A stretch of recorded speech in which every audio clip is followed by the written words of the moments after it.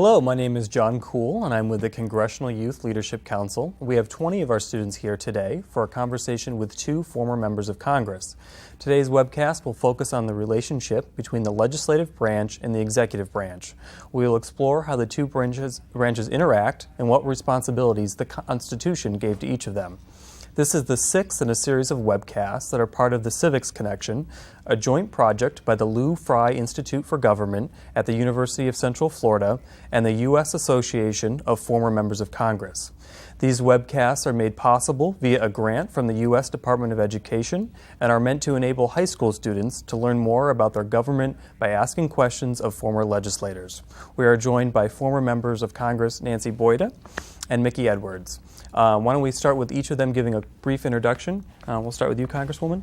Thank you, John. Very glad to be here and good to see the youth here. Enjoyed meeting with you when I was in Congress and had a lot of one-on-one meetings. I was a member of Congress for one term, the 110th Congress in 2007 to 2009. Today I'm the Deputy Assistant Secretary of Defense for Reserve Affairs over in the Pentagon, and I'm certainly enjoying that. Great. Yeah, I'm Mickey Edwards. I served in the House for 16 years. I was on the Appropriations and the Budget Committees and in the Republican leadership in the House. And since I left Congress, I've taught at Harvard and Princeton, and I'm now teaching a course at the University of Maryland Law School. All right, great.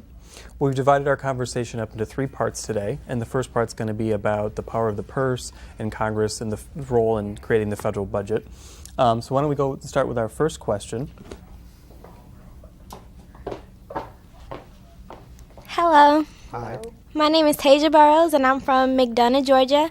And my question is, what specific factors go into formulating the federal budget? Want to go first?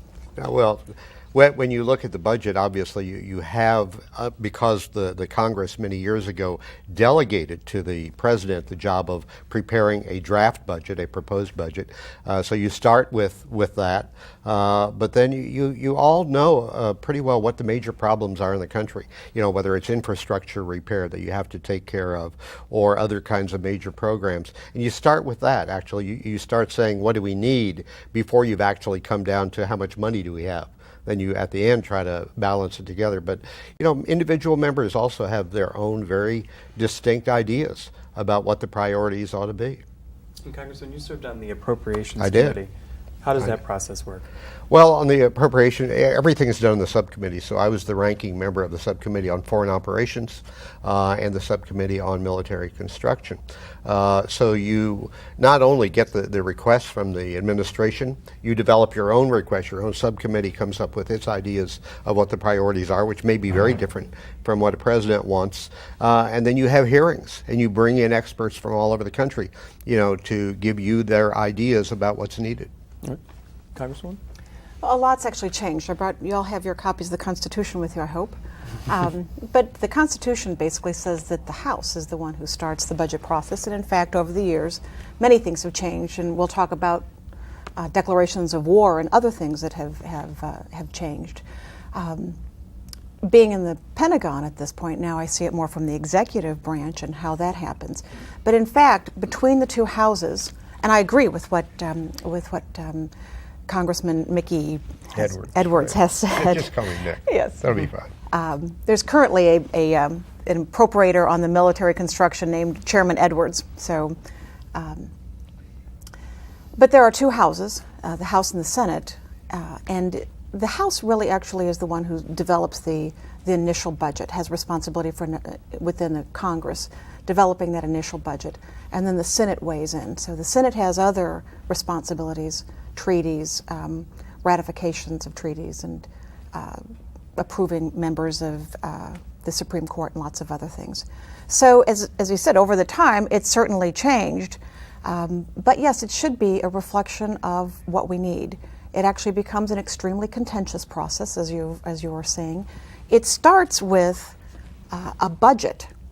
So there's an actual budget committee on the House side that says we're going to put together an overall budget, and then we're going to take that budget and it's going to say how much military can spend and how much Health and Human Services can spend, how much agriculture can spend.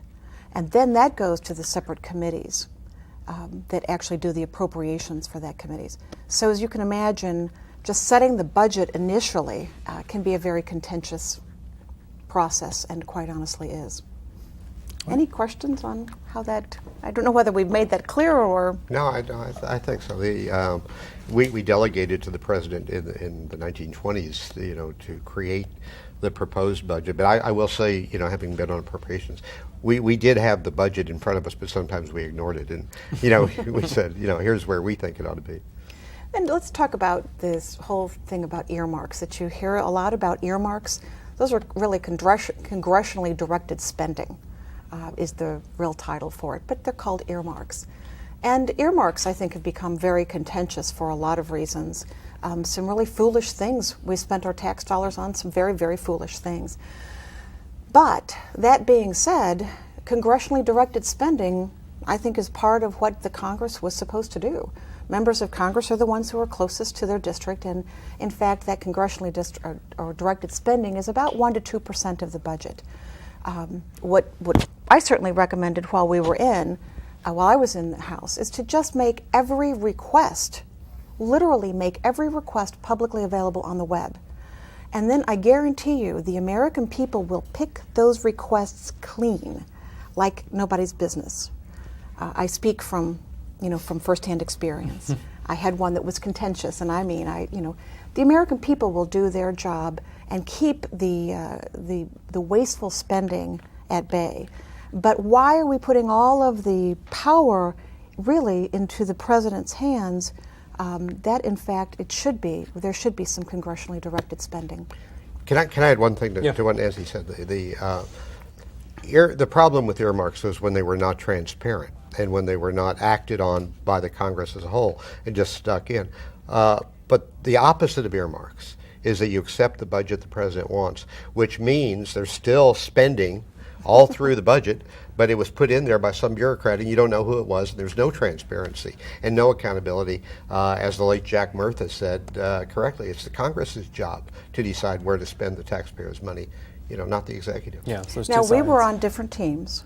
I was a Democrat, he's a Republican, and we just agreed. That's terrible. So can we alert the press? But so a lot of politics starts to play into things, and a lot of misinformation. And quite honestly, it's easy to take some piece of truth and turn it into something that is extremely disinformation and misinformation. So, I used to tell the story about my grandmother who took the bird after Thanksgiving, the turkey, and she picked off every bit of meat off of that turkey, amazing, clean. And then once it was clean, she put it into a pot of water and boiled it to get the rest of it off. Okay? That's what the American people will do with every bit of spending if it's transparent. They'll do it every bit as well and as better. I speak from firsthand experience. Take your question. Okay. I'm Kelly Lynch from Philadelphia, and I was wondering, how does it work when a budget is being formulated between a administration of one party and a Congress majority of another party? Okay, good question. I'm not sure that it's significantly different, and that's the situation that when I was in, we had a Republican president and a Democratic House, and I'm not sure. Congressman Edwards, you could help me, but I'm not sure that it's a lot different. There's a lot of back and forth that goes on, a lot of wrangling, but the process itself, I don't know, is a great deal different. No, I don't think it's very, very different. There's a natural tendency for the majority party, if the president is of their party, to try to help him get his budget approved. But members of Congress know they don't work for the executive branch, and so. Yeah, it's exactly as Nancy said, same kind of a situation. You have debates about what our priorities ought to be because there's so much money and there are a lot of priorities. I think it works pretty well the same. Good question. Thank you. Next question. Bring this up a little. Hey, my name's Lane Farrell and I'm from Charlotte, North Carolina. And I was wondering, when you're formulating the federal budget, what topics do the executive branch and the legislative branch have a hard time agreeing upon? Is D, all of the above, an option sometimes? Or specifically, maybe one or two big ones? I would just offer what often there is general agreement, more agreement around military spending. Might get down to the nits and gnats of where a base is actually going to be located or closed. That might get into some contention. But I would offer that when it comes to military spending, there's a fair amount of agreement that keeping our country safe is certainly, it's what this said we were supposed to do, and the president as well. Then from there, it just becomes extremely contentious. Especially as we look today, the two parties actually see things differently. I mean, it's not that everybody's not trying to get along. They just literally come at the problems from two different ways. And one of the things that I'm certainly hoping that you all take away from this is you better understand how the other side, if you're coming down on one side and you don't fully understand and appreciate the arguments of the other side, you are doing this country a disservice. No, I completely agree with that. Yeah, that's a good answer. All right. Thank you. What's the most contentious, would you say? Well, it depends. Military is usually there's a lot of agreement, but it depends on whether or not you've reached a point where the military engagements you're involved in, maybe with Iraq, certainly back with Vietnam and others, when those become contentious, and a lot of people want to start finding ways to get out, and then it becomes harder to provide the funds for it. But when you're in the Congress, you're very reluctant to do anything that would weaken the ability of your troops to defend themselves. So you start cutting money, and you say, well, that's ammunition they don't have, or that's body armor they don't have, and so you're very reluctant to second guess the Defense Department. There might be a lot of conversation about cutting something because perhaps you thought we shouldn't go into Iraq or we should go out of Iraq. So there's actually a fair amount of discussion about that early on in the whole process. But if you notice, when it comes down to it, nobody's going to say we're not going to take care of our troops. We're going to switch topics now, sort of in the same vein about Congress's role in making foreign policy. Hi, my name is Frank Paz. I'm from New Jersey. My question is, what are the necessary requirements to enter into war, besides the obvious, like we're attacked or something? And what changes happen in Congress during wartime? So what's that formal process? Well, like? First let me start. When I was in Congress, a couple of the people who worked for me, who were Republican conservatives, as I am, were very upset when some members of Congress in your party, were trying to block some of the things that were going on that Presidents Reagan and Bush and others were trying to do in foreign policy. And one of my legislative assistants came to me and said, well, this is really outrageous because the president's in charge of foreign policy. And my response was, well, sure, I completely agree with you, and I'll go give a speech and say that, but I want to make sure that I'm on sound ground, so I want you to go get a copy of the Constitution and highlight the part that says the president's in charge of foreign policy and bring it to me. And of course, he came back 2 days later and said, well, I can't find it. I said, no such thing. The Constitution says that all legislative power, every bit of it, is in the Congress. And that includes whether it's foreign, domestic, or whatever it is. So what happens then when you get into a discussion about foreign policy priorities, because only a president is allowed under the Constitution to negotiate with other governments, presidents will have priorities about what they're trying to do in the Middle East or in Asia or whatever, and they'll push for those, very hard. But the Congress understands. The Congress understands that ultimately, whether it's the war power, if you actually look in the Constitution, the power to declare war, the power to make rules for the military, the power to make decisions about what to do about captures, all of those, every one of those, is a congressional power, not a presidential power. Presidents they've been trying for a couple of centuries now, to take more and more power into the executive branch, and sometimes Congress fails to stand up to its own responsibilities in those areas, but the power constitutionally is in the Congress. I absolutely agree. My background is in chemistry, which, anything about the sciences, we really need, this is a good thing, okay? And I've spent most of my life in the pharmaceutical industry, was never political, ever political, beyond apolitical. And the fact that so much power was going into the executive branch in the declaration of war on Iraq, or what the non-declaration of war on Iraq, was what actually got me to say, my husband said to me one morning, he said, if you're that concerned, why don't you run for Congress? And I actually got mad at him, and I said, that's not funny. I'm serious. He goes, so am I. I said, Steve, come on. I've never run for 6th grade hall monitor. And I ran for Congress, and I won. So it's still, that democracy that was put together 200 years ago, you've got to want it bad enough and you've got to work bad enough, but it only works if you're involved. And you can end up as a member of Congress without, because you're just passionate about the issues.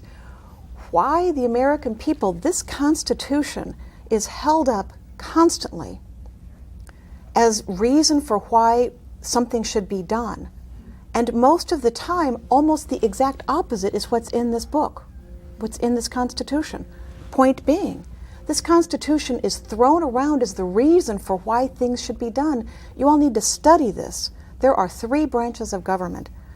Now, even in the military, there's not, sometimes it's forgetting that it is the Congress that has the right to declare war. That has not happened since World War II. It's mainly gone off to the president. Is that a good thing? I think you ought to be questioning why so much of that power is now within one branch of government. And by the way, I happen to work on that team, so maybe I need to be careful here, but I am a member of the executive branch at this point. But it's a balance that's kept our country strong. Somebody's throwing at you the Constitution. And I don't know, I hope there are lots of other kids out there that are listening. Ask the question. So much of the time, this is used in ways that don't even begin to make any sense. Have either of you voted for or against sending U.S. troops anywhere? I was the floor manager for the authorization for the first Gulf War. Okay. And so you make a decision. Sometimes, there's no such thing as a good war, no matter what books anybody writes. There's no such thing ever as a good war. But there are necessary wars. And sometimes you get that, and you have to make decisions about it. I thought the first Gulf War was one of those. I thought the second Gulf War is not. I would agree with it, and I did not. As it turned out, I certainly voted to fund the troops every time it came around. So that's, was I had stood up and said, I'm not sure that this is going to be a war that has an exit strategy that's going to leave America stronger. The safety and security of America, and as it turns out, my own 2 children were what drove me to saying, if we're going to use military power, I just want to know, I want to have the most assurance that America is going to be safer than it was if we hadn't. So I did not vote against it, but I didn't have that. It was already a done deal by the time I was in Congress. All right. Thank you. Thank you for your question. Next question.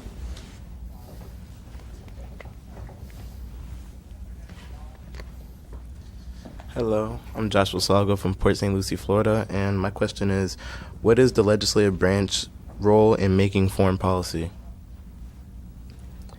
The legislative branch gets into all kinds of, on the Foreign Operations Subcommittee and the committees on international affairs, foreign affairs in the House and Senate. Congress gets very involved in determining priorities, where we are going to, even on trade issues. For example, the North American Free Trade Agreement, it took a long time and 2 presidencies before the Congress would approve that. President Clinton signed the Rome Treaty to create an international criminal court, but the Congress, hasn't ratified that. So Congress gets very involved in determining priorities through the foreign aid program, which does a lot to support our in some cases, our allies. In other cases, just try to deal with human rights concerns or democracy concerns. So Congress really has a pretty big role to play in foreign policy, and usually steps up to the plate to do that. The power of the purse, the power of relationships. I'm sure you went on congressional delegations, CODELs, sometimes called junkets. Mm-hmm. Most of those junkets are not a waste of taxpayer money. At least I don't think that they were when I was in. You were actually, when I would go on CODELs, Turkey is one of our main, where we have the air base, that how we supply Iraq, and things were not going so well with relationships with Turkey. And a group of us went over and met up and down the political spectrum of people and sat down and talked with them. Now, did that make it all better? No, but it certainly helps. So we've got the power of the purse, but there's a lot of relationships that go on between governments, and to try to work things out for the best situation for everyone. And Explain what a co-delegation is. a congressional delegation. So a congressional delegation is when a few of us would go over to a country with a very specific agenda, very specific purpose, by law, by something, by policy, by something or another, by House rules, I guess. They are always bipartisan. So you don't send a bunch of Democrats or you don't send a bunch of Republicans off. They have to be bipartisan. They have to be approved by the Speaker in the House side. And Yeah, the alternative to congressional trips is that you just read the New York Times and do what they tell you to do, or you call the White House and ask the president, "Sir, what do you want us to do?" When I was in Congress, we did a lot of travel, and we met with a lot of top government officials and human rights activists and others in other countries so that we could make a decision for ourselves. There's a lot of talk about the power of Congress. It's not a power. It's an obligation. It's responsibility. That's how the Constitution puts the government authority in the hands of the citizens through their representatives. And congressional trips, play a very important part in that. And sometimes the women, there are, I think around 80 women in the House right now to 435. So steadily, and women, come together in a bipartisan manner a lot, and really address. There are a lot of women's issues here in this country still, but as you can well imagine, there are a lot of really significant women's issues in the rest, women's and children's issues in the rest of the world. So, these, again, they're purposeful, and it's, as you say, it's the obligation. Right. Thank you, John. Thank you. Next question.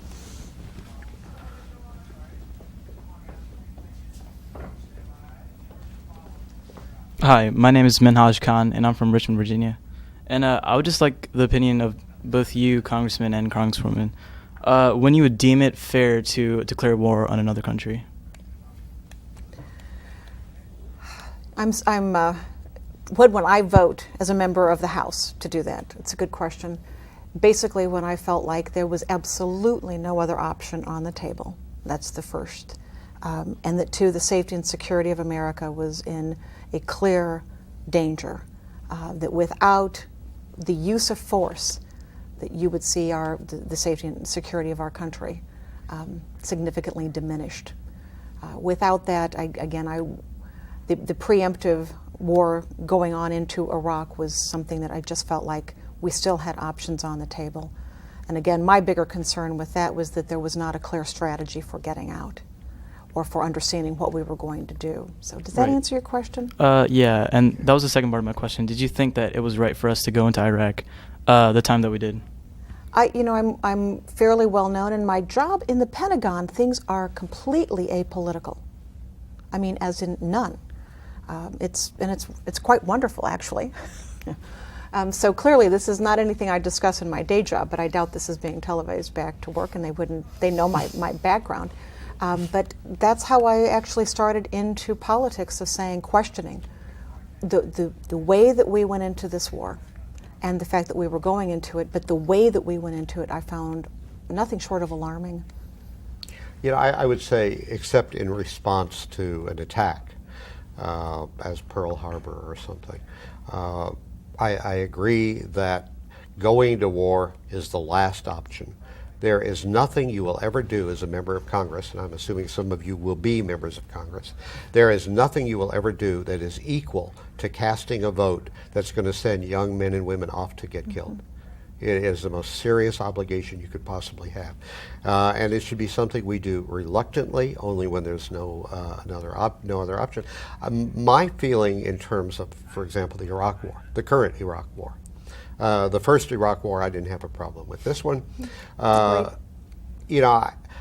at first, I was supportive because I actually believed, what we were being told about the presence of weapons of mass destruction that were ready to be used and so forth. Turned out not to be true. So certainly if I had known that it was not true, I would have never voted, to go to war. The previous administration, it was my party's administration, the previous administration described what we did in Iraq as a preemptive war. It was not a preemptive war. Preemption means the other guy is getting ready to hit you and you hit him first before he can land the blow. This was a preventive war, which was, well, maybe someday there's a threat, maybe someday they'll attack us, we better stop that from ever happening. So had I known that there were no weapons of mass destruction ready to be deployed, I would have voted against the war. Do you think after Saddam Hussein was captured and there was pretty much enough proof that weapons of mass destruction were not there, do you think we should have pulled out then? No, the problem is, we had gone in, and in the war against the Iraqi military itself was pretty brief. But in the meantime, there was a great deal of damage done to the infrastructure. One reason Colin Powell, who I worked very closely with when I was in the House, was very reluctant, even though he's a military man, to go to war, was that once you go in, you have obligations, you don't break somebody's china and then just walk off and go home. And I think it created a real mess for us. All right, thank you. We've got one more topic left. We've only got a couple minutes. May I Sure. just, in answer to that, of knowing whether having the benefit of not being anywhere in the Hill and hearing all of that conversation, I kind of call it women's intuition or that mother's instinct. The way that our emotions were being stirred up was indicative that something, if I had been presented something that was fairly rational, but if you watch the way your emotions were being used, you're going, something does not work for me here. And I'm not sure I understand what, but I feel like my emotions are being played with and jerked around in order for something. And that's when I just went, I don't know what I don't know, but I'm very concerned. John, can I add one thing real But quickly? when you're in the go middle ahead. of it, I can't tell you Yeah. how many people who were there in the middle of it voted to go to war said, Nancy, you couldn't have believed what it was like in the thick of it. And it was so much pressure and so much, we wanted to make sure that we did the right thing. So I can't imagine how difficult these votes, and I didn't have to take that. It was easier being on the outside looking in. I was going to say that, in my view, one of the greatest problems in the country is the extent to which the Congress has given up its authority and responsibility. And the example, I think, of listening to Nancy speak and to your question was that the Congress of the United States allows the president, the executive branch, to say, we have secret information, classified information. We're going to tell the so-called Gang of eight members, and you're not allowed to tell any other members, and you're not allowed to tell your staff. And why members of Congress don't stand up there and say, you're out of your mind. If you want funding for your programs, we'll make that call, and you cannot tell the Congress, members of Congress, what they can tell other members of Congress. So a big problem here, in this case, the intelligence information we had, was Congress refusing to stand up to the executive and say, you're not going to tell us, what we need to know to make a decision. All right, unfortunately, we do not have time for any So more sorry. questions. I just wanted to give both of you the chance if you had any final comments about any of the topics we've talked about today. I'll just end and say, once again, if somebody had ever told me that I was going to be a member of Congress, I would have laughed and said, you're nuts. My background was science. Never took a political science class in my life. The fact is, you're getting ahead of the power curve. You're looking into it. You're considering things. Go for it. We are going to be leaving you some real challenges. Take them seriously and get out there and get ahead of the power curve and go participate. Learn this, ask questions, and if you do not understand the other side, get out of the way. You're actually part of the problem. I have never done anything in my life that came. I love teaching. I loved being at Harvard and Princeton. I love teaching, but I've never done anything that was as important as being a representative in Congress. The voice of the people. to try to see that the difference between our system and the old system of the British kings was then the people who lived in the country were the subjects. We're not subjects, we're citizens. And democracy is not a spectator sport. And I wasn't kidding. I hope some of you are going to be members of Congress, because we need that kind of active participation from the citizens to keep control of their government. All right, thank you. As I said, unfortunately, we're out of time. This has been a wonderful conversation, and I thank the students of the Congressional Youth Leadership Council for their questions. I, of course, also want to thank both of our panelists, Congresswoman Nancy Boyda and Congressman Mickey Edwards. We really appreciate it. This webcast will be archived on the websites of the Lou Frey Institute at loufrey.org and the U.S. Association of Former Members of Congress at usafmc.org. This has been our last webcast for this academic year, and we hope you will join us again when we resume the series this fall. Thank you and goodbye.